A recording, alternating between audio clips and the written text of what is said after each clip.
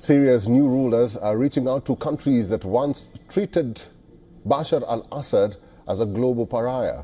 The rebels in Damascus are promising to usher in change, yet in a startling twist, it now appears Assad, who is a trained doctor, performed his most intricate operation by handing out military secrets to Israel before fleeing to Moscow.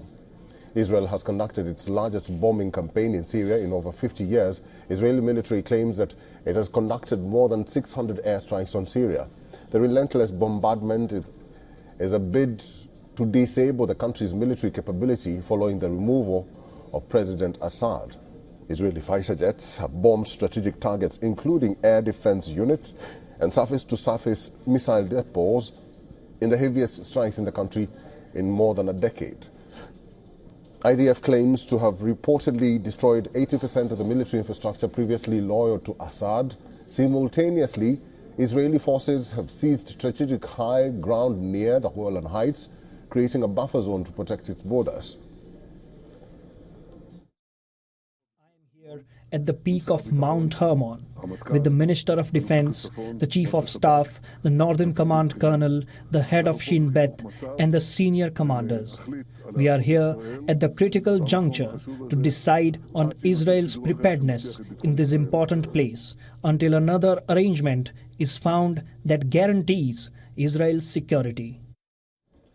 But now it appears that Israel got a helping hand from an unlikely source, and according to reports in Turkish and Russian media, Assad provided the coordinates of the country's military targets to Israel before his departure to ensure his own safety. Facing imminent defeat, the ousted president may have sought Israeli protection by offering critical intelligence on Syria's military capabilities.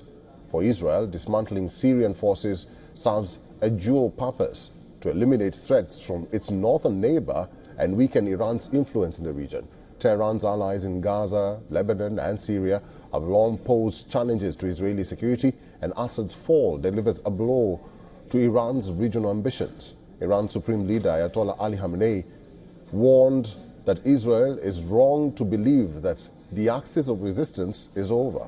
Syria's new rulers, on the other hand, are unlikely to welcome Israel's presence or forget the strikes should the country descend into chaos. Israel's goal is very clear: to ensure that no remaining faction in Syria has the strength to threaten its security.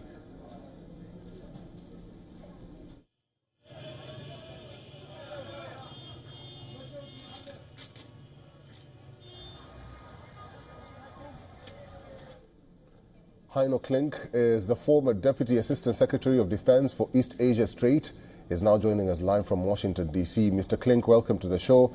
If the report is true that the deposed Syrian president did give military secrets to Israel, what do you think Israel is going to do with that classified information? Thank you very much for having me. I think these press reports coming out of Russia and Turkey are certainly interesting, if not sensationalistic. But I would have to tell you up front, I'm somewhat skeptical. The Israelis have certainly known for quite some time the location of key Syrian regime military capabilities, both in terms of units, in terms of research facilities, particularly also where weapons of mass destruction, chemical weapons depots were. So I think what the Israelis have done now in the unexpected collapse of the Assad regime is to take out types of capabilities that might be a threat towards Israel in the future. So they've taken this opportunity, if you will, by the fall of Assad, the collapse of the regime almost overnight, and now with HTS as the primary faction in control, and still trying to consolidate the power, the IDF has taken this as an opportunity to knock out potential threats. Mr. Klink, we did see the Israeli Prime Minister Benjamin Netanyahu holding a meeting at the Hermon mountain. This is, I think, in the border between Israel and Syria. What was the message that he was trying to pass through? What is the message that Israel is passing through by holding meetings where they did not hold meetings before?